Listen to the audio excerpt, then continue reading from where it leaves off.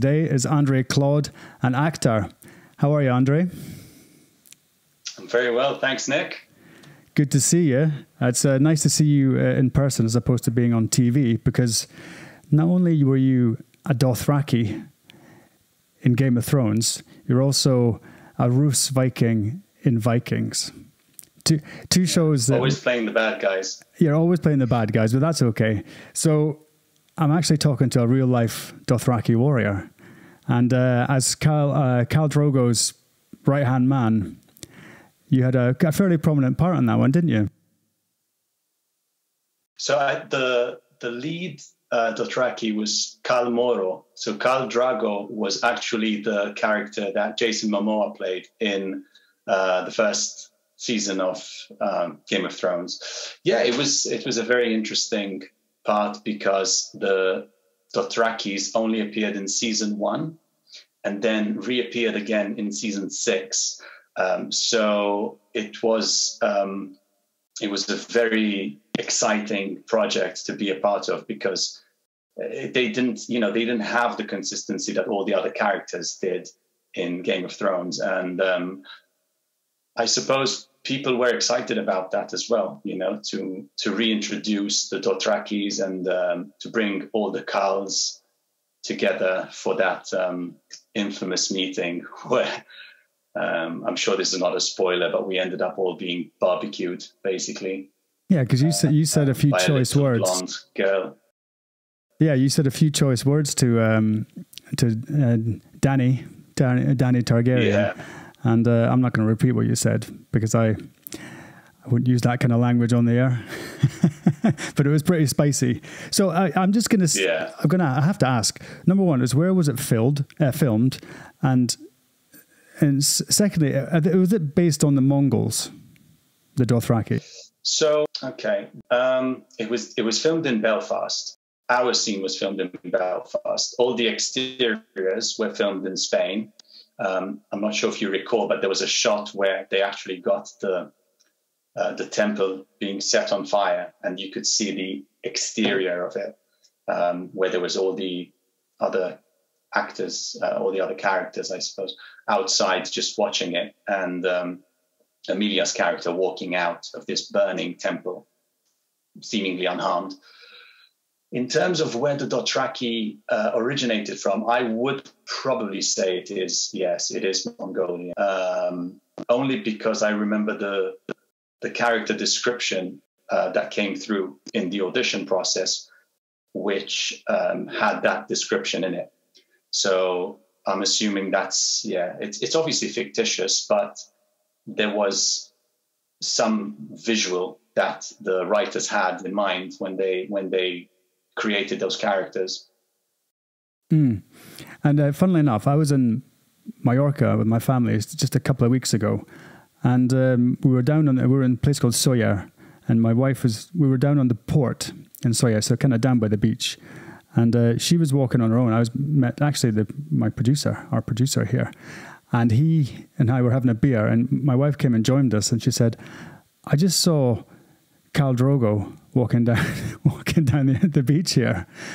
So I said, "What, Jason Momoa?" And she went, "Yeah, I'm almost certain it was him, because he's a big, very handsome fella." So how about that? I didn't see him, but I thought, Was that recently then? Just you were saying 2 weeks ago.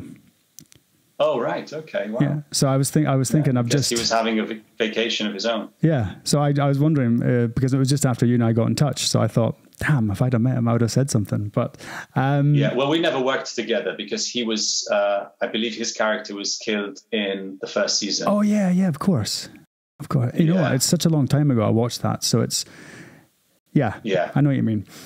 But the other one is Vikings, which I stopped watching it, and basically when I started having kids, I got to season 2. I remember that, and I really liked it. So I'm gonna have to pick that one up again. But you're playing Ganbataar, the Rus Viking, who's that's right, another bad guy. But I was watching a bit last night on YouTube, which I think it was an official YouTube channel, so it probably wasn't ripped off. But again, he looks like you're pretty handy with a sword. Yeah, well, that was the 6th season, so you've got 4 seasons to catch up on. Excellent. Yeah, definitely the sword fighting was one of the things that really excited me about the project, because as you know, the little bit that we've spoken, I'm very physical. I like, to be active. I like to challenge myself physically. So obviously the fact that we had so many rehearsals, so many fight choreographies with excellent stunt coordinators, it just added, for me personally, it added that extra layer to the project, Obviously I enjoy acting all kinds, but when there's that added physicality, the challenge, especially, stunts and things where, your adrenaline gets going a bit, I find that very exciting to this day. So have you, I guess you must have done you put a lot of hours into the sword fighting now. You must be quite handy. Yeah. Because also, let's not forget, you're also a gladiator in Gladiator. Well, that was a very small role, and I doesn't matter. That was but I guess it really started when we shot a very small budget film in Malta, actually, and that's when I began having my first proper sword fighting lessons. However, the difference between the different styles is very notable.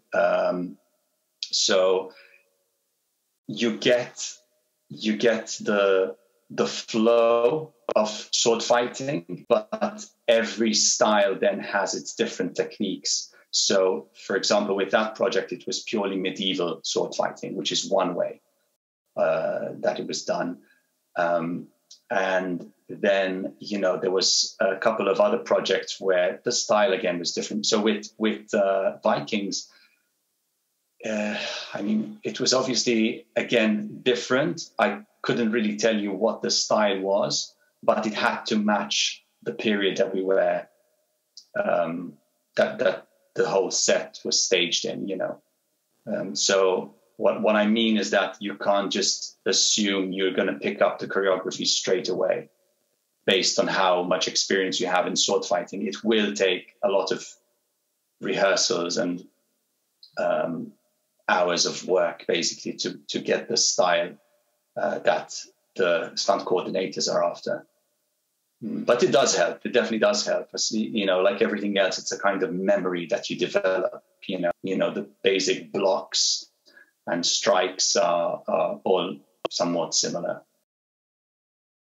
And are you still doing it now? Do you still do it for fun? Well, not really. There's not much opportunity to do that, but I definitely look out for projects where I could possibly be doing some of that.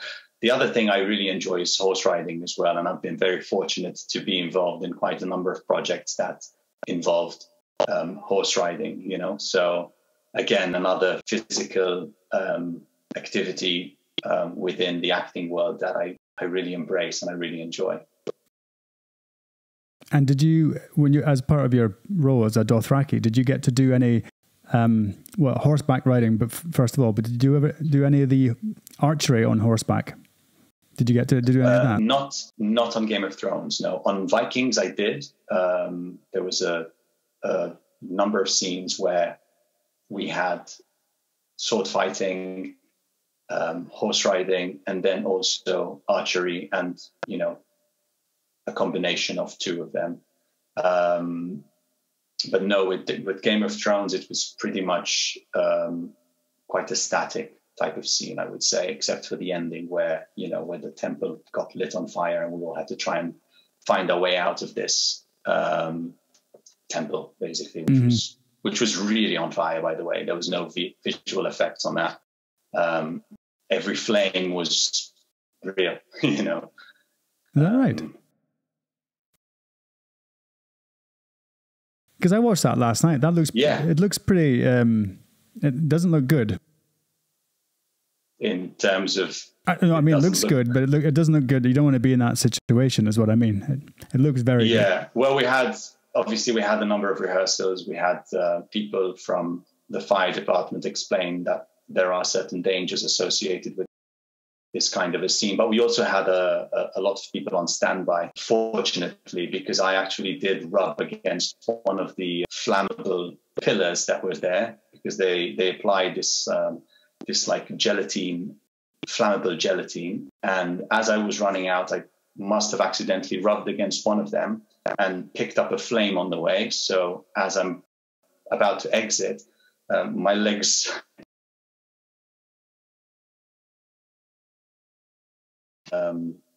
but you know, it was put out within seconds. So we actually finished the scene, and they just came in running with extinguishers. You know, started yelling for me to just like lie down on the ground, and sprayed their extinguishers, and that was it. Yeah, but you're still here. The scene done. Yeah. Yeah. No, it was minimal. I mean, I even noticed that, you know, there was flames on my trousers, but obviously other people noticed that straight away.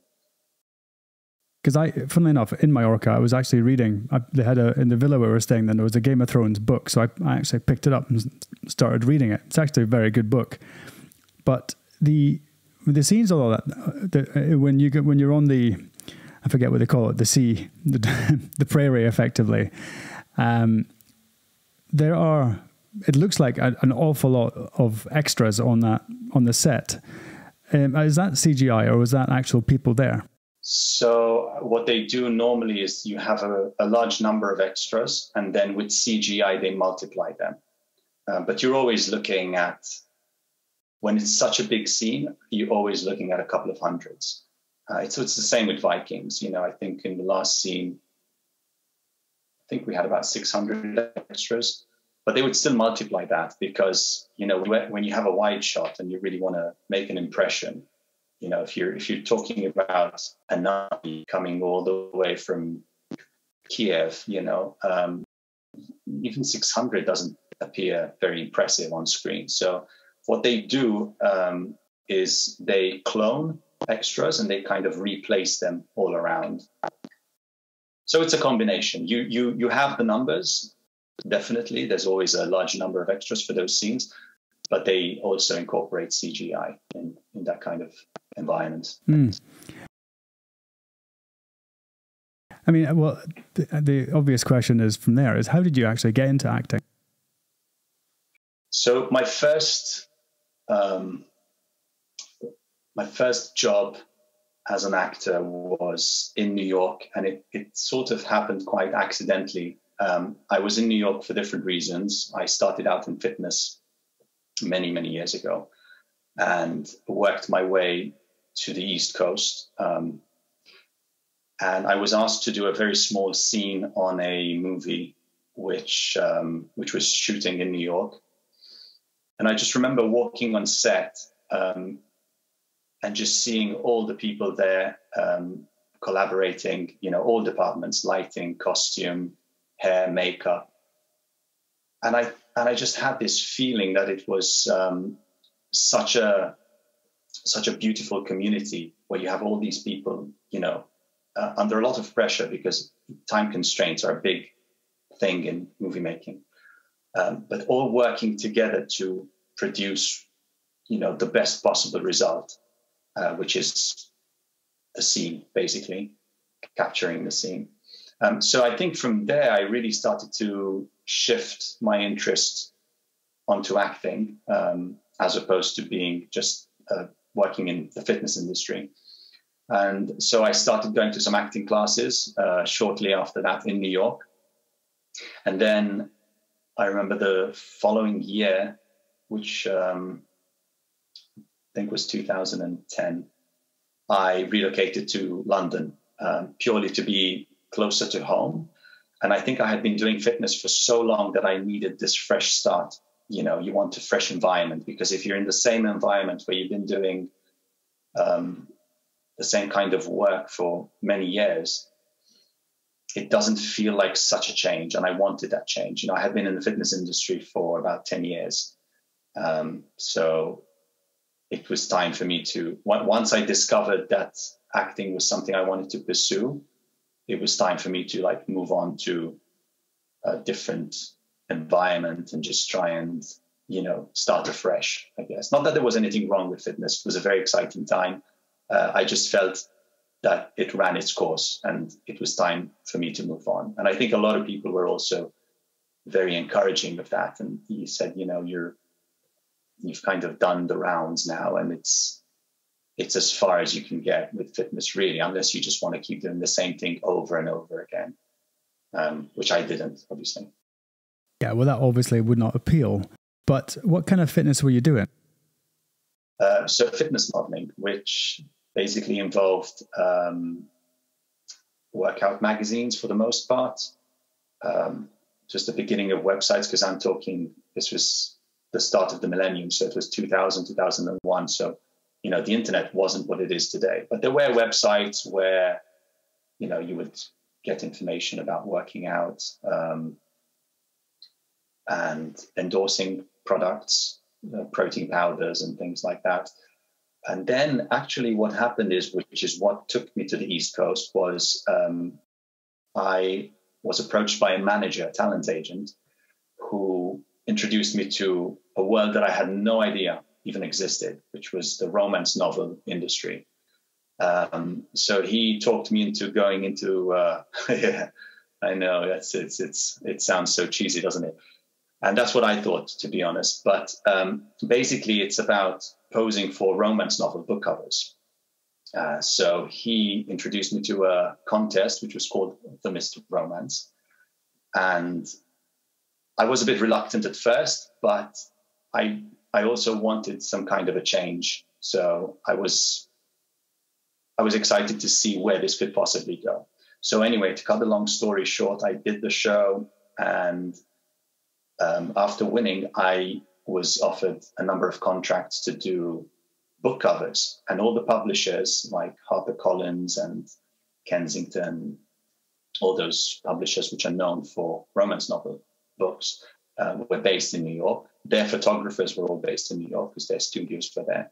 And that's when then I sort of made the move to the East Coast. And I suppose I was there for about 3 years in total. And then after that, the move to London happened. So, I mean, is that well paid, I presume? Because I presume you get some sort of... Well... No, I was just going to say... Covers. Yeah, for the book covers, because these things sell millions of copies, don't they? Yes, they do sell a lot, but you normally, as a book cover model, you normally get a buyout fee. So you're paid for your time in the studio, and that's it. So back then, I don't know how it is today, but back then there was no royalty in that industry, so you wouldn't get a percentage of the sales that that each book you appear on has. Well, you got that kind of Mediterranean look to you, which is not surprising because you're... Yeah, well, that was his argument. So this talent scout who approached me had this whole vision in mind. He said, we can play around with the Mediterranean look. And I didn't have long hair back then. It was actually very short. So he said, you probably want to grow your hair out and, just play this whole Mediterranean type of thing, which was interesting because when I showed up for the contest, I was the actual only European there, not only Mediterranean, but the only, I would say, non-American or non-Canadian person in the contest. So I felt very much as an outsider, but I guess I managed to spin it in to my favor.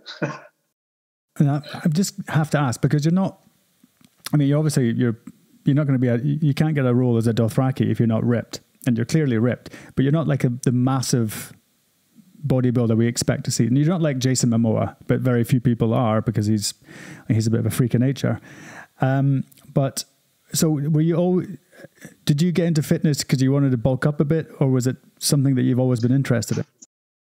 So fitness came about when I was around 14 years old. Well, working out, it wasn't, I didn't label it as fitness at the time. Well, what happened is, I think as a child, like many other boys growing up, I was really into action movies. And I think when I watched Rambo 2 and Rocky 4, that did it for me. that was like, I said, I have to look like that. You know, this is amazing. But of course, at the time I was like 10 years old and it wasn't really much I could do. So, but I always kept in mind, you know, I said, you know, when the time is right, I'm going to start exercising, trying to find out how you become like that. Because I had no idea, you know, I knew there was weights involved, but at 10 years old, you don't really have that much knowledge.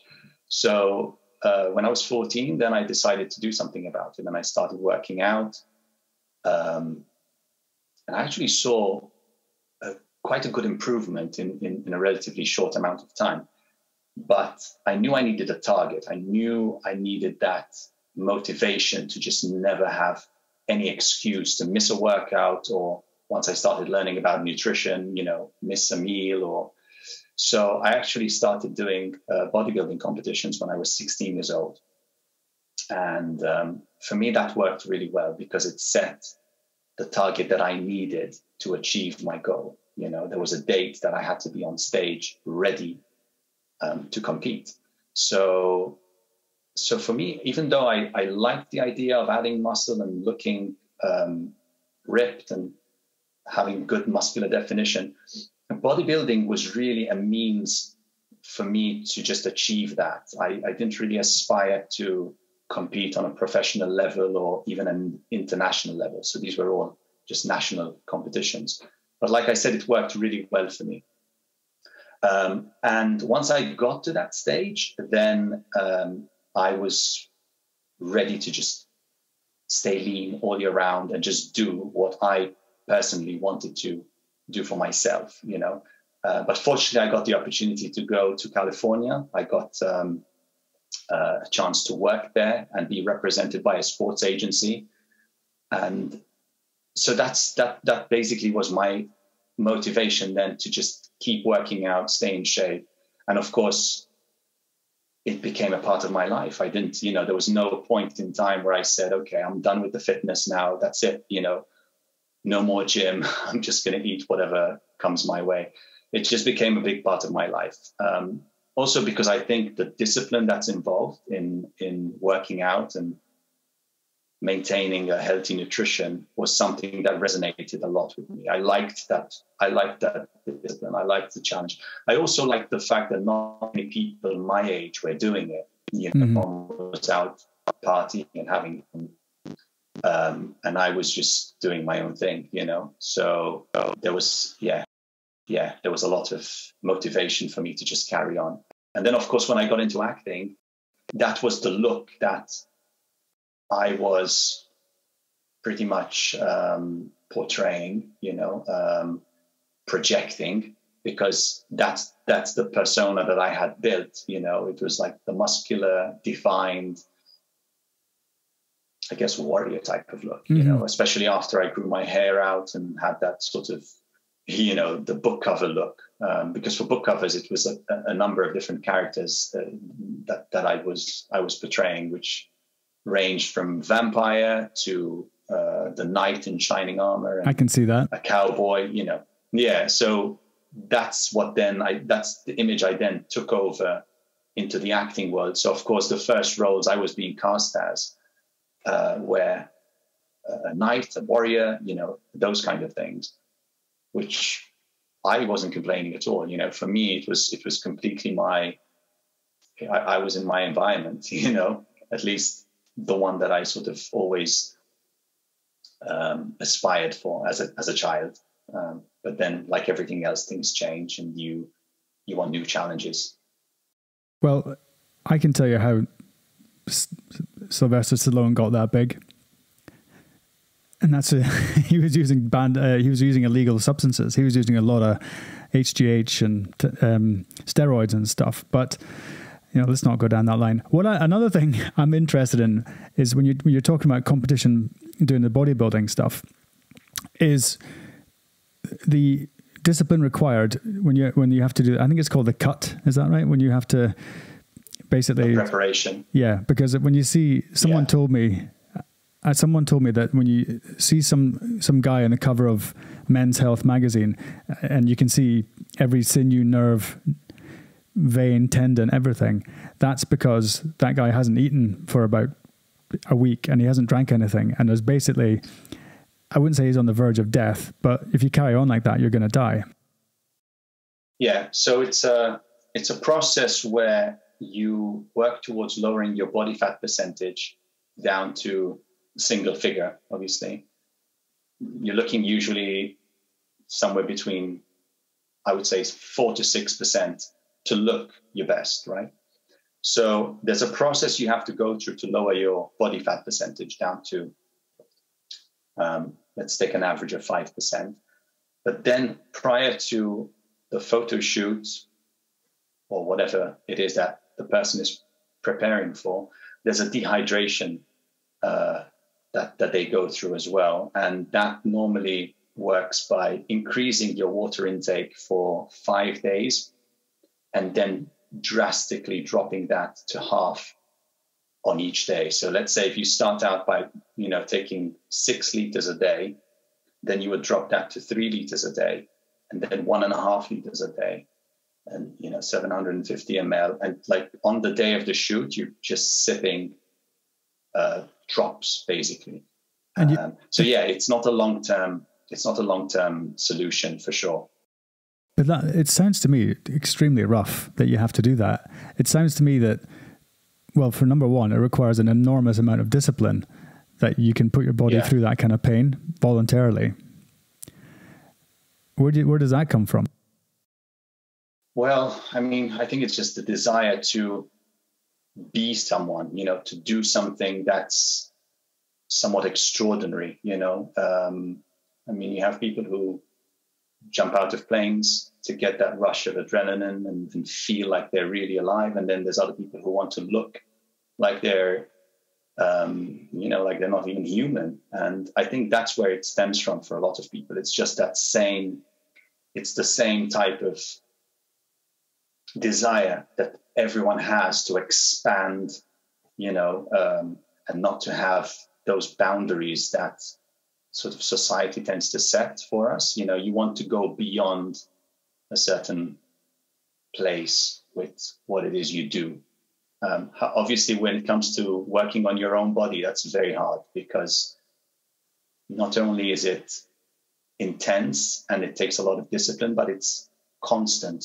If you're dieting, you can't diet for a couple of hours in the day. You have to diet for the whole day, Yeah, it's very extreme. And obviously that was one of the reasons why I never really aspired to go down the route of being a professional bodybuilder. And now even fitness, people who work professionally in the fitness industry, it's very intense. Obviously there are other factors as well. The drugs that are involved, I don't judge, but it's not for me. I like these days, I don't even eat. I'm a vegan, so I'm really careful about what I eat. So the last thing I would want to do is take drugs and other substances, which in the long run will definitely have some side effects that are usually not very pleasant. So I have a lot of respect for people who do it, because I know how intense it is and I know how much sacrifice goes into it. And it's not only for them, it's for the people around them as well. Because, you're not the most social person when you're going through that kind of a diet or contest preparation or whatever it is that you're doing. But I think with everything, I think all sports these days have, everything has been taken to such a level where it's extreme, isn't it? Like there's no average anymore. Like everyone just wants to be the absolute best they can possibly be. So they do whatever they can, whatever's available to them, whatever is within their reach, they're going to try and do it. So you've gone down the all natural route. Vegan, I mean, the veganism aspect interests me, because I'm one of these guys that kind of tries everything just to see if something does better for me, or if it's just to see. I'll experiment, I don't know what's right and I don't know what's wrong. So I like to try and experiment with lots of different things so that I find something that I like. And to be honest, I've always basically, where I grew up, and my it was always fresh food. We had a garden full of vegetables and stuff, basically because we were quite poor growing up. So and everyone had gardens when I was growing up where I lived. So you had potato, I mean, all your veggies, your carrots, fruit, soft fruits, and all that kind of thing. Everyone had it. So I grew up feeling like eating properly. So that now, I've been traveling the last 2 weeks, and you end up eating a load of crap. And then I know myself that I'm not eating right. So I need, when I get back to the stage where I'm in a settled place and I can go to the shops and I can buy my own food and cook it myself, the difference for me is huge. So I'm with you on that one. The veganism aspect I found a little bit difficult because I got this real craving for meat, and I don't know what it was, because I don't eat huge amounts of meat, but I just felt better when I was eating meat than I did when I was doing the veganism. But I don't know if that's just because it takes a bit of time to get used to. I mean, how long have you been a vegan for? Yeah, it's been about 3 years now. Right. So I think what tends to happen to a lot of people is, first of all, they make the change in a very short amount of time. So there isn't that transition phase of basically eliminating all animal products. They go from eating meat and having dairy and all sorts of food to just completely plant-based. So obviously your body goes through a bit of a shock. It's not, it's expecting. The body has it likes a routine. It likes to know what's coming up next, So I think one of the mistakes that people do is they jump into it head first. So for me, it wasn't that way at all. It was a very, very small and consistent change on a regular basis, So I eliminated certain types of meats first. Then it got to the point where I was having no more meat. And then after that, it was eggs, and following that was basically dairy, because that was it. That was the last thing that I kept having for quite some time. But I didn't force myself into the situation. And I think that's why I've maintained it for this long. And I don't have any intention of switching back, because it was something I did purely based on the feeling that I was having when I was preparing my meals, So I was preparing my lunch and dinner, and there was something about the food which was putting me off. And I just felt that I wanted to go through this cleansing process. And obviously I know there's going to be a lot of arguments that, plant-based is not necessarily the healthiest because they use a lot of pesticides in fruit and vegetables anyway. And, but you have to choose your battles, because then with meats, there's obviously a lot of hormones and antibiotics. With fish, there's mercury. So it's never really a clean slate with either of them, is it? Like you're always going to have something in there which is not 100%. But the other thing is finding the right balance. I think switching to plant-based, you need to know what nutrients your body requires and make sure that you're providing them, because obviously from meat, you do get a lot of nutrients. You get things like iron, which a lot of people sometimes find themselves deficient in when they're sticking to a plant-based. So you have to make sure you get the right amount of vitamins, minerals, obviously protein, especially if you're an athlete, or if you're the kind of person who likes to exercise regularly. So it takes a while. Even with the way I transitioned into vegan, it took me some time to feel that I had got, everything in the right proportions, let alone if you just start, if you go from one day to the next, it's obviously you're gonna feel the impact of that straight away. No, I understand. Now, you're obviously a professional. You were a professional at this, and so you understand diet better than anyone. That's the problem nowadays, is that people, I think we're not very well educated on diet. But, whatever. if you want to be a vegan, be a vegan. If you want to, and I would I'll go for a week being a vegetarian, or I would just only eat meat at weekends. But whatever. I'm not here to judge. I just find it very interesting to find out someone who looks like you do, in great shape, and you got the definition, you got the big arms and all that kind of stuff. But was there an ethical component to becoming a vegan? Honestly, no. I'm not going to lie. It was purely something that I felt I wanted to do for myself.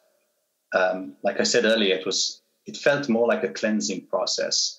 I think it might have been the beginning of this, as we all do at some point in our life, seeking some spiritual growth.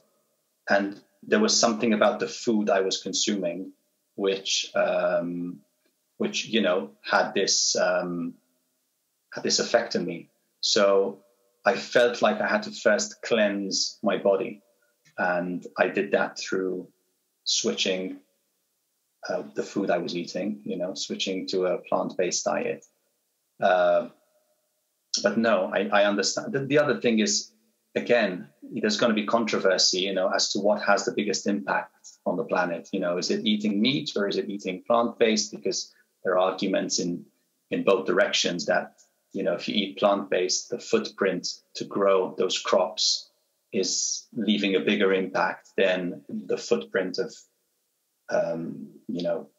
having meat farms and, everything else.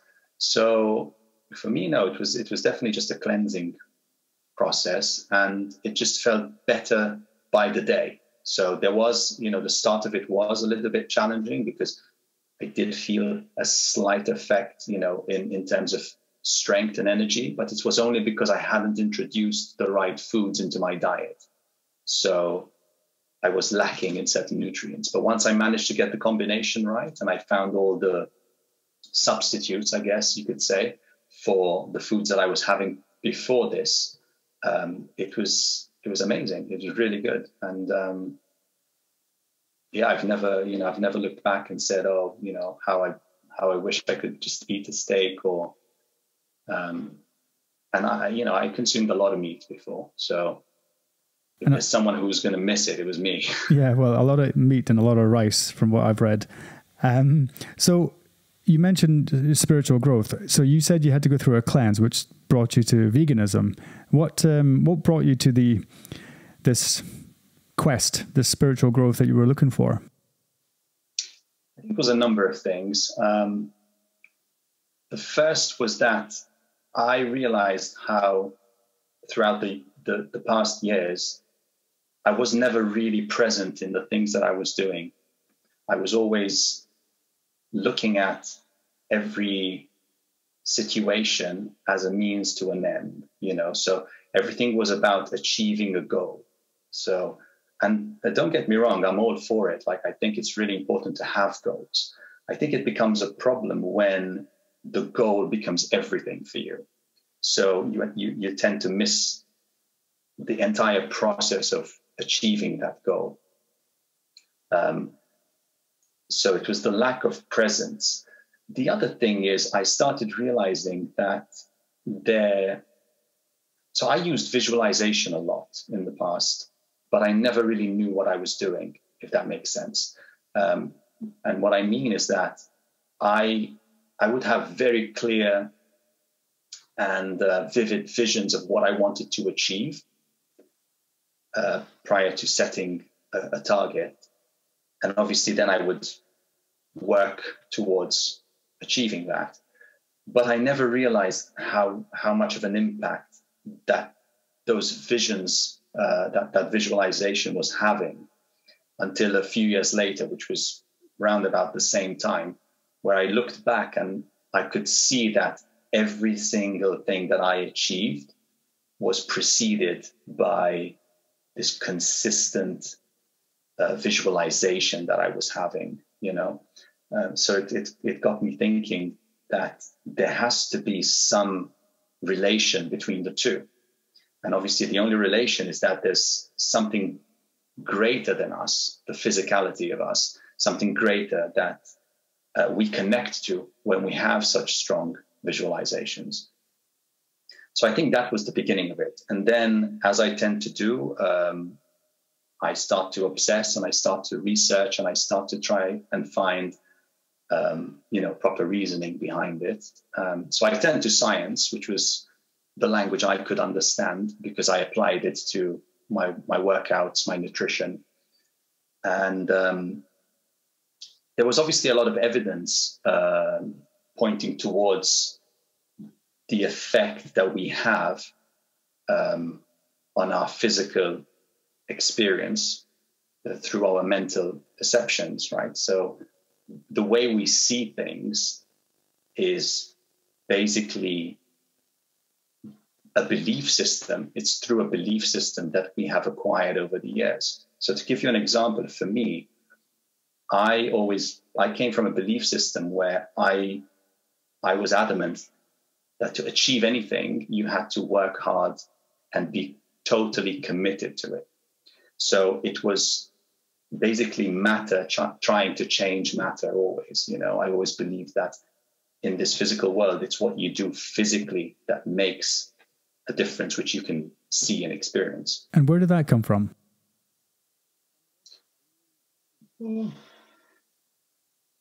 Malta is Catholic, but myself, I never really was a big believer in that. So it was sort of forced upon us at school. I remember really, having to go to church every day, and it was something that I almost rebelled against purely because it was forced upon us, and I didn't believe that people should be forced into a belief system. I 100% agree with that. But when you said that using, putting all your efforts into achieving your goals, that seems to be a current theme, maybe perhaps in Christianity. I'm not sure about the other religions. I don't really know that much about it. But for me, what got me thinking is that we're always working for the future. And then because the message is you do these things, work hard, do these things, be a good person. Then at the very end of it, you'll get to heaven. And I thought, okay, fine, that sounds good. But then when you start to read into, for instance, let's say Buddhism or Hinduism even, or even older religions than that, they, if you look at, the Native Americans, when the Europeans went there, they were very much in touch with the spirits, the natural, I guess we'd call them gods, but the spirits had the spirit of the bear, the wolf, the trees, everything had a spirit. So, and they were very much in touch with that, which we did not understand. I'm talking about the Europeans who went across there. But clearly, this was something that was a worldwide religion, because you see the same symbols. And when I say religion, I don't mean religion as we see it now, but there was something going on, because you have this very similar symbols all around the world, and things painted on rocks and stuff in Australia, which are 70,000 years old, and there's cave paintings in France, which are 35, 40,000 years old. All around the world, you have this similar symbology, and that got me thinking: that what are we being taught through our religion? Because it always seems to be offset. You're working for the future. You're not living, as you said, present. We're not living for the now. We seem to be in a situation where we're disjointed and always stressed out. And I had a podcast just a few weeks ago, and we were talking about the fact that we're almost completely disconnected from nature nowadays. That's what I was going to say about that. Yeah, no, you're absolutely right. Because I think, unfortunately, what religions do, and this is obviously my opinion, is they impose a belief system. So what happens is, when you have a belief system and you have these rules, now you are going to live within these parameters, because you think that you shouldn't be doing anything outside of that. So obviously, like you said, you know, you have all these sort of stages in your life that supposedly are leading you to the promise of the promised land. That's right. So I think my issue was that I always felt those boundaries did not make sense, and there was always a sense of potential to go beyond that. The other thing I personally don't really like about religions is that it, like many other things that we are experiencing in society, it creates a lot of separation. You know, if you're Hindu or if you're Muslim, or, you know, it's created a lot of separation between people, the same as nations have. You know, I don't see why we have to create such defined boundaries between the different religions. So for me, it was about trying to understand all that, trying to understand why is this system in place? You know, why is there such a system in place where we are creating so much division between us? And of course, you start realizing that in reality, there is no separation, is there? This is all one life, and we are just different expressions of this consciousness. And that is what makes us unique in a way, but not separate, right? So anything that, for me, tries to convince us that we are in fact separate, I kind of leave out of my belief system, because that's not what I'm currently seeing in my life. You know, I see that everything is in fact connected, and there's just so much going on in the world to create this separation, which is not right. It doesn't feel right, you know? I know it doesn't, for me, that's when something doesn't feel, you don't know what it actually is, but you have this feeling that something's not right. That's why I started looking into these kind of things. And this is not me, I'm preaching. I'm just saying this is what I've personally taken from it. Because I'm not saying that structured religion is bad in any way at all, because I think it's, for a lot of people, for billions of people, it's beneficial. My problem is the interpretation, because depending on which interpretation you get of the let's say the Bible, that's the one I seem to know. Well, I know the best because we've been reading it since we were kids. Is there are other interpretations of what's going on, and I don't mean to say that there's, you know, how would you say it? That there's only one way to interpret the Bible, and we've only been taught one way. And it's not that, God, how do you even put this without sounding like I'm losing my mind? But even within the words, sometimes, you know, the first line of the Bible is that when it says Elohim for God, when you actually go to the translation for that means gods. And so, you know, we don't get taught that, but I'm sure every minister or priest must know that. So the first question is, why is it not God? Why is it gods? You know, things like that we don't get taught. And you know, remember, well, you don't remember this because we weren't born then, but there was a big, you know, furore back in the day when the printing press was invented, because suddenly the common person, the common man and woman could read if you could read, they could read the Bible. You know, it wasn't just the monks and the priests who were telling you what was being said. You now had control. It's a bit like that was the first internet, if you get my drift, yeah. Because it completely changed everything. Oh, right, okay, we can suddenly, you know, then, you know, the Catholic Church was separated from the Protestant Church was separated. You know, there was a huge wave of innovation and that came of it. So it's just, for me, it's a question of interpretation. So I have no problem with Christianity. I have no problem with Islam. You know, I spent a lot of time in the Middle East when I was in the military, in the army, and I get, you know, you get told in the media and all this, bombarded, Muslims bad, Muslims bad. They are some of the nicest people in their countries you could possibly imagine. And, you know, people think I'm nuts for saying that, but it's absolutely not the case. They are the friendliest, nicest people, you know, and they get down and pray 5 times a day. We even mock that. You know, now that I start looking into these things, you kind of realize that they're doing it for a reason that we have been, well, we've lost, because we used to do that kind of thing for a long time. It's a programming, isn't it? I mean, it's a programming that has been implemented, and it's constantly being imposed. So for me, it was a lot of this whole process was unlearning.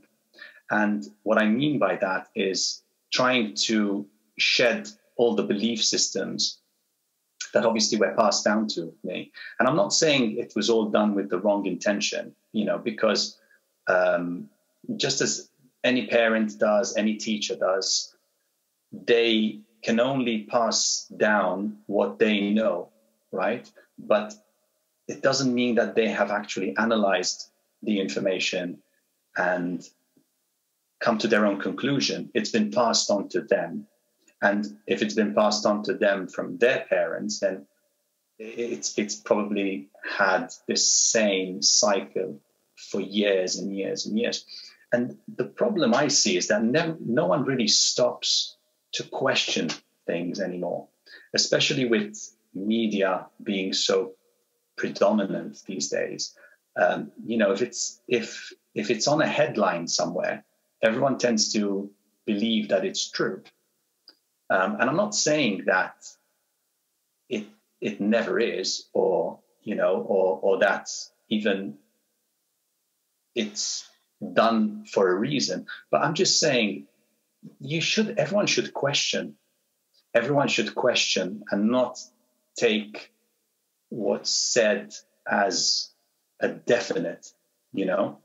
So for me, as a person who would always question things, when I started having a bit of a revelation, of course, the questions became more vast, you know. Then I started questioning other things, like, why do we do things a certain way? Why is this habit such a difficult thing to break? It's programming, you know, and that's basically when I started realizing how easily we are programmed, whether it's through other people or through our own belief system that we have acquired, you know, through experience, through life, or whatever it is. When something isn't working for you, it should be questioned, because, you know, we have so much insight to determine what is actually right for us and what is not, that we don't need to rely on anyone else. You know, we have everything that's required to make the right decisions for ourselves. It's not easy, because obviously many times it involves admitting to yourself that your belief system has been wrong for many, many years, you know, and that's not an easy thing to do, right? Because you think, first of all, you're going to assume that you wasted all that time, which is not the case, because we're always learning. But also, it's very hard to judge ourselves sometimes, you know. We're much better at judging others, you know, judging something external and putting the blame on something that's external to us and saying, I'm this way because of that, you know. But in actual fact, we have complete control over the way we are, and in a way over our entire life, you know, because what we perceive is actually what we experience. And so when you say that, what methods, or, I mean, do you follow a particular belief? Are you following a particular belief system, or have you met someone who's helping you learn more, or is it something you just do on your own? No, I do it on my own because I think I've had too much influence over the past years. So I think I'm at a place where I need to make sure that all the information that I feed my mind is very carefully selected. So for that reason, because I've been trying to step away from this whole belief system that society has. I think, when you're seeking something different, you kind of have to be a little bit on your own, because otherwise you're going to be influenced a little bit. You might not necessarily take it all in, but there is some influence. So I think when you're seeking something different, that's when you require some alone time. And you have to make sure that the information you are taking in is actually resonating with you. So it's not just mainstream. It's something that you connect with, something that resonates deep within you. So of course we're living in an amazing time where we have so much information literally at our fingertips. But that also has its disadvantage, because now there's a lot to filter through. The advantage is that you don't need to seek anyone to actually teach you these things. You can find all the information that you need, whether it's scientific or spiritual. You can find both, and you can really come to your own conclusions. The issue is that there is too much information, which sometimes is controversial. So which one do you believe? So that's why you have to have a very steady foundation, because if you don't, then you're basically like a leaf in the wind, and you're just blowing depending on where the current is coming from. Which is, I've been like that. You're trying to figure out what's going on. And that's the thing, is everyone's trying to figure out what's going on. And, just getting the correct, like you say, the correct information. And, you mentioned it before, but I'll just go on the point. It's very difficult to convince someone that they've been programmed, because then you're admitting that your whole life has been almost a lie. And you missed out on a lot of stuff, like you said, but almost a learning process. You have to unlearn these things you've learned. So to the point now that if someone asks me, I'll tell them what I think, but they usually walk away going, "Yeah, you're mental. You've lost your mind." But I say, "Okay, fine. So just don't ask me. If you don't want to hear what I'm going to say, don't ask me, and certainly don't argue with me about it, because I'm not going to argue." There's certain things you've experienced yourself, which you can't. There's no other explanation that that's the truth, and I don't know how to describe that, but yeah, we say on this podcast a lot, there's no such thing as coincidence.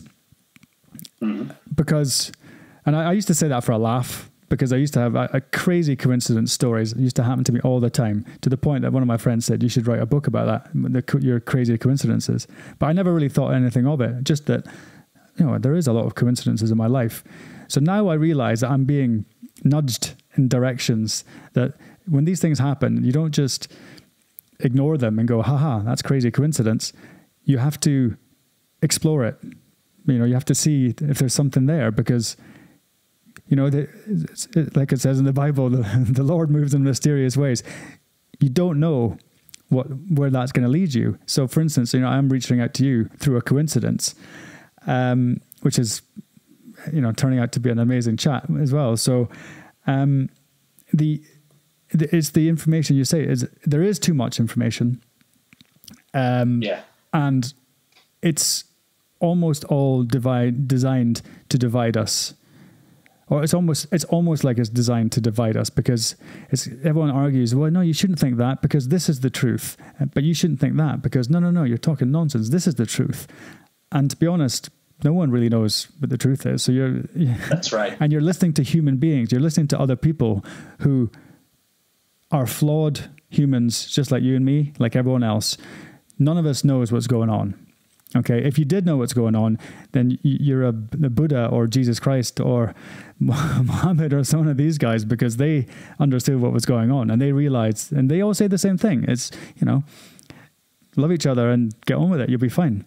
But that's not what we get taught. No, absolutely not. We're basically taught that life ends, which we have very little control over. I think that is one of the things that I've learned was a lie, obviously, because we have a lot of control over our life. And the way we do it is by dropping all those belief systems, because it is a program. And what the program does is you get into a set of habits that you go through on a daily basis. And it's those habits that you're going through on a daily basis that are creating a very foreseeable future. So, of course, you start thinking, yeah, this is never going to happen in my life. But it's not going to happen because you have the belief system that it's not going to happen. So then that is taking you through these motions on a daily basis, which obviously leads to the same place every single day. So if you don't make a change, if you don't consciously make a change, then you're not going to see it. Because if you don't have enough belief to take that first step, then it's never going to happen. So the first thing to do is look at your beliefs. You know, what is it that you truly believe? Because everyone says, you know, oh, I would love to be this and I would love to be that. But deep in their core, they don't believe they deserve to be that. And that's why it's very difficult for people to make a change, because on a conscious level, we can make a lot of decisions. We can wake up one morning and decide we want to be healthy and we want to pursue some kind of goal. But on a subconscious level, which is where the changes happen, we're not making any changes. We're not believing that it's worth making those changes because we don't actually see that future for ourselves, right? So what we think with using our analytical mind is basically affecting our consciousness, right? So the way we think affects us on a day-to-day basis. But to see a change in our life, we need to affect the subconscious. And that is what creates the differences, the experiences in our life. So if we're feeding our subconscious with the same things over and over again, then the outcome is predictable. So only when you make that change and you start feeding the subconscious mind with the vision that you have for yourself to be a better person, to live a more abundant life, whatever it is, it doesn't matter. And it doesn't matter what the reason is either. But it's so much of a program. It really works just like a program, doesn't it? Like you have to run a different set of motions, actions, whatever you want to call them, to start off a new belief system. You know, they say action speaks louder than words. And in this, it couldn't be more true, because the way you act is really a reflection of your belief system. We can say a lot of things. In fact, I think one of the problems these days is that people put too much value into words. You can say a lot of things. You know, you can walk on the street and say hi to your neighbor and, you know, ask them how they're doing, but maybe deep down you couldn't care less. So what meaning does that have? You might as well not say anything, you know? And this is what has happened. I think there's been a lot of importance given to words, given to headlines, to all the superficial things. But everyone is feeling that there is something within them which doesn't quite resonate with that. But they don't question it. So they never get to the point where they even start wondering if this belief system is working for them.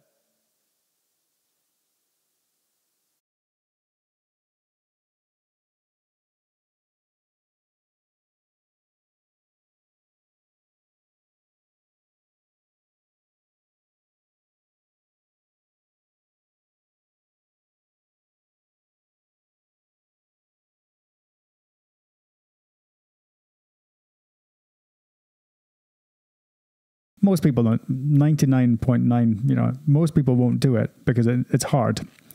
I mean, I like to exercise when I get going, but actually getting out and doing it is a different. I'm human, right? It takes a lot. But you're obviously a mentally strong individual. But what is it you've done? Because people are going to say, how the hell do you do it? How do you reprogram your subconscious? Because it sounds like what it sounds like. It sounds crazy, but I believe you. I'm with you 100% on this. But I'm still trying to figure this sort of stuff out myself. So it's difficult for me to even tell anyone. And you've done a lot of work at it. So I'd like to hear what you think about that. Yeah. So first of all, it actually is harder for a person like myself because I had such strong belief systems. Like I said earlier, I always believed that it took hard work and total commitment on a physical level to get things done, to achieve something. So the first thing I had to do was to unlearn all that and believe that there is something beyond our physicality. So the physicality is just an expression of everything that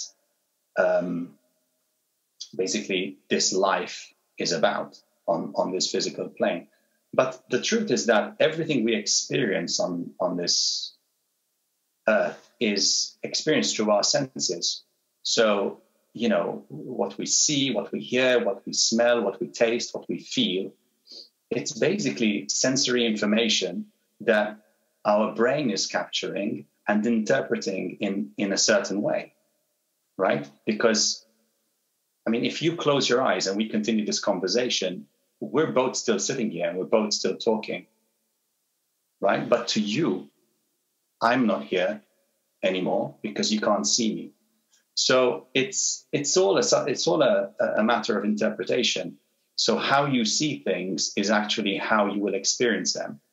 So that was the first realization, that when you start seeing that you could look at the same thing in different ways, then nothing is quite as solid and as real as we believe it to be. Things can change within a moment. You could see something in two completely different ways. Whereas previously, I always thought that things are the way they are. If things appear one way, that's the way they are, and there's no changing them unless you apply extreme physical force. So that made me realize it's a program. Because if now I'm seeing that things are different, and before I wasn't, now I can see that the program I was running previously is different to what I'm starting to experience now. It's not quite fitting into this new perception that I'm having. So you start by unlearning. I think that is the hardest part, because it means you have to go within and start really analyzing everything that you've done in the past and trying to conclude that it wasn't always because of your actions, but it was mostly because of your belief system. So even though I did the physical work to achieve, to build a certain physique or whatever it is I was trying to achieve, the truth is that without the belief system, if I never really believed I could do it, I wouldn't have done any of it. So unless you change that, now nothing else is going to change in your experience. And this is the first step. So the subconscious, when you look at it this way, the subconscious mind is basically what controls everything in our reality. It's where everything is created. We as human beings have the ability to connect with that subconscious through our conscious mind. So we can make a decision to change something, but we have to be consistent and we have to be persistent in a way as well. Because if your thoughts are changing constantly, then we're sending very, very mixed information. And this is what I see a lot with people. People make a decision to do something, but they change their mind too soon. They don't have the patience to wait for long enough until they can start seeing results. what I realized is that my mindset was in a certain way that I allowed for the time. I allowed that time for things to happen. And even though I was interpreting it differently, I was interpreting it as time where I was working on something relentlessly. In actual fact, what was happening is I was allowing the time for something to manifest, something that I really held a strong belief in to manifest.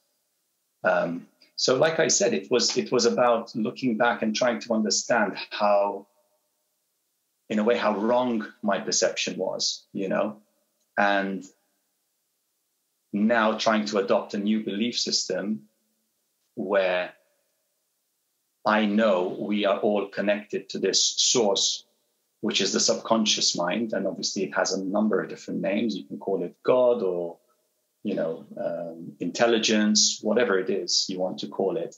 But essentially what it boils down to is that everything is energy. And this energy is then controlled through intelligence, which we have access to. No other creatures on the planet have that, but we have access to that energy through our conscious mind. And we can change the patterns in that subconscious through the thoughts that we hold on to, which then lead to beliefs. Those beliefs lead to actions. And in that way, we form the habit of who we are and who we are becoming along this journey. Yeah, perfect. I've never heard it put quite like that in such a way. It's very, yeah. Well, it's about combining, for me, it's about combining science with spirituality. And that's how I started coming to this realization, because as I said, science is a language that I could understand a lot easier. I was way too distant from the spiritual side of myself at the time to even go there. But science was a very familiar language. So I started to understand how, if everything is energy, so if we are all energy, essentially the only difference between everything is patterns, right? Things materialize, things form into matter because there is a denser amount of energy. But if everything is made up of the same thing, and this is scientifically proven, this is not something that, as I'm sure you know. Right? Yeah. I have one of my neighbors works at CERN. He's a physicist, one of the smartest guys I know. He says the same thing. Right. So as Einstein had said, everything is energy. So if everything is energy, it means we're basically all made up of the same substance, but yet we look different. We act differently. We achieve different things in our life. So what makes that difference? And it's just the different patterns which are formed through the intelligence, which is basically the operating system that we run on, which is a program. And that's why sometimes it gets very interesting, because you start seeing how technology is actually mimicking what has been existing for, who knows, eternity. Eternity, exactly. Yeah. So here's a question for you. If we're programmed, which I believe we are, we all of us are to an extent, who's the programmer? Well, that's a very good question. I think, like we are programmed to automatically think negatively, it's an evolutionary process. So if you look at our negativity bias, which is basically a survival instinct, that has come from basically years of trying to survive in an environment which was surrounded by threats. So obviously the human being did a very good job, because you and I are still around, but we have still that negativity bias in us. So we always tend to look at things from a very judgmental perspective, because it stems from a place where, is this a threat to me and to my survival? But obviously now we live in a very comfortable environment, and we don't have that anymore, but we still do that to ourselves. we still stress out over the slightest things, which are definitely not the threats to our life, but we do it. And we experience things like anxiety, anger, depression. And essentially what we're doing is that we are releasing chemicals through our thoughts into our body that trigger that kind of a feeling, you know. Now, it's a very primitive type of thinking, because when, you know, human beings were out in the wilderness and they were surrounded by other animals, other predators, they had to develop this supernatural strength to run or fight, basically, to survive. So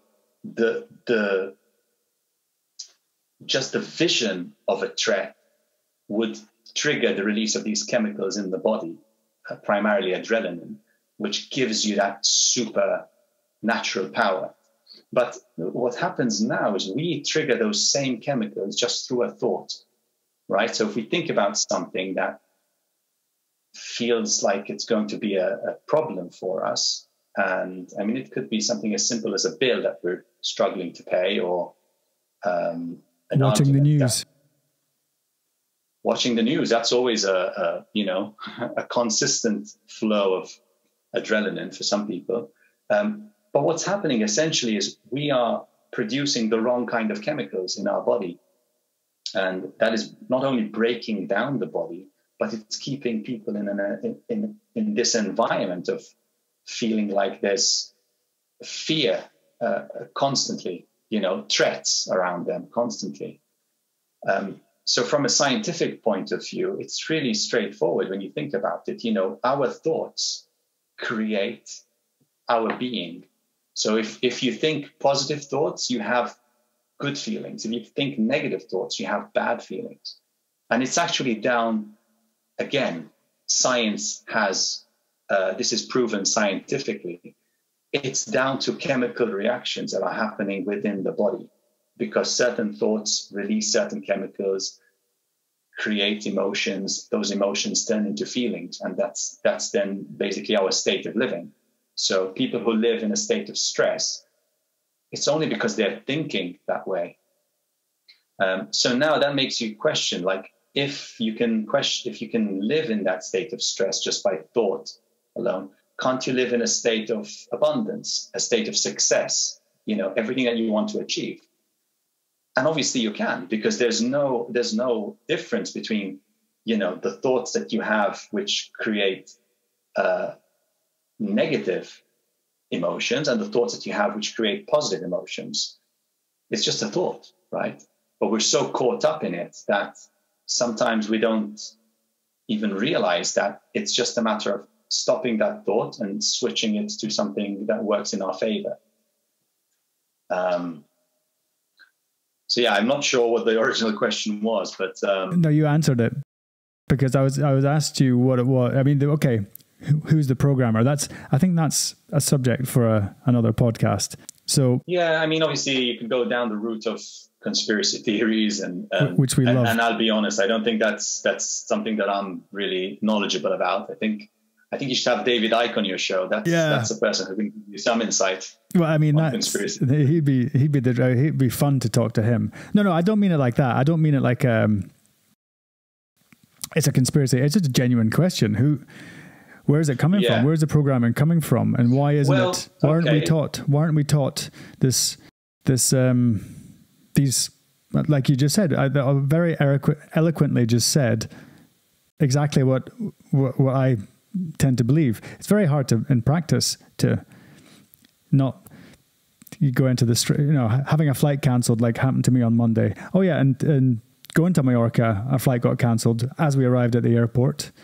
You know, it's very hard not to get the adrenaline boost and get stressed out, especially when you've got kids with you as well. So the challenge for me, which I enjoy, is trying to take it down a notch as much as I can every time. I have a 2-year-old daughter who's she can be pretty hard work. So it's not easy. It's not easy, but you know what you said, I think is very important, and it's the sort of thing that we should be learning this in school, you know? Yeah, we're taught, but we're taught in school, it's everything. It's wait till you become 15, then you have to pass these exams. And then when you're 17, you have to pass these exams, because then you have to go to university and then pass these exams. And it's very, very stressful. I remember I hated it, you know, studying and having to do all these things, do all these exams was horrible. But they say, oh, it's character, it's good for you. But that just sets a pattern for the rest of your life. For me, that's right.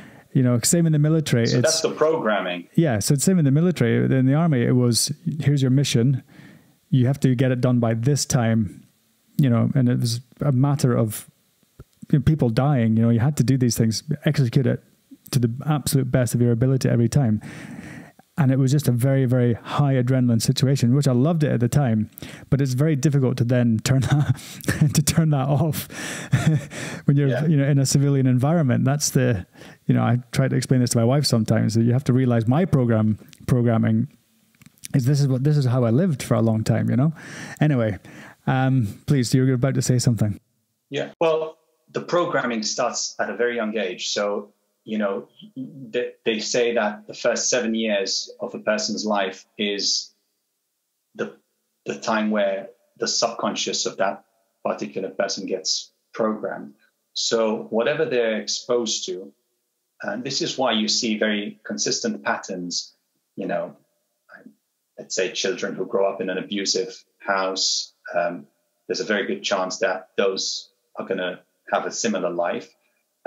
Children who grow up, on the other hand, in a very successful environment, they will follow those same steps as they do. So people never really question, and they kind of take it as a given, oh, yeah, because they were born into that. But they don't understand that there's an underlying programming that child is going through.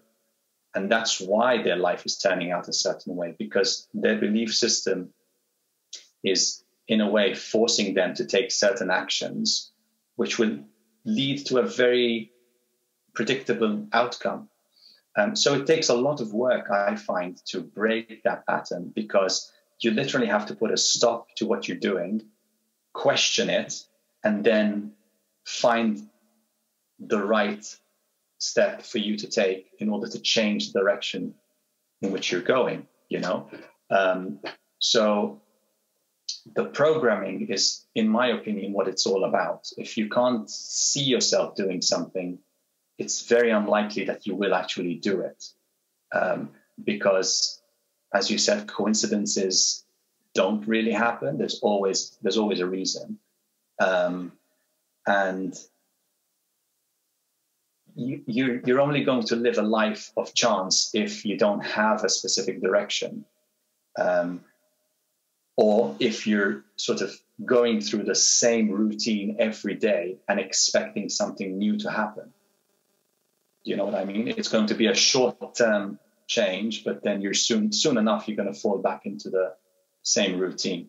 You know, this is like people who want to get in shape. I mean, you can go through a very intense couple of months, you know, exercise regularly, eat properly, and get in good shape. But if you fall back to your old habits, it's just a matter of time, you know, until you start looking the way you did before you started any of this. So I think it's the same with life. You know, if you make a temporary change, then you're going to experience something different for a short amount of time. But if you want to make a change that's going to project you into a whole different direction, a whole different way of living, it has to be long term. Mm-hmm. So you have to get deep within that programming, understand what hasn't been working for you, and change that. I would re-emphasize that point, because it's a lifetime, isn't it? It's a lifetime to come out of this. Listen, Andrei, I've taken up a lot of your time, mate. That was awesome. We went pretty deep there. An absolute pleasure, Nick. But that was, you know, I love these kind of conversations, because it's not, I don't like it. It doesn't want to sound preachy, or, you know, you can do what I do and then you'll be like this, because that's definitely not the intention. And what you said, I thought was excellent, because you're saying all it takes really is a slight change in mindset to make these positive effects in your life. And coming from someone like yourself, it's really something to hear that kind of talk coming from you. I wasn't really expecting. Well, it was a revelation for me as well. Yeah. Well, all I can say is it's been an absolute pleasure having you on. And, anytime you want to come back on and talk about these things, we love these subjects on the Mr. Kindness podcast. Let's do it again. Excellent. Well, I can't thank you enough. Great to have you. And it's been my pleasure. Excellent. Well, we'll see you soon. Hopefully in person. Okay, take care. Yeah.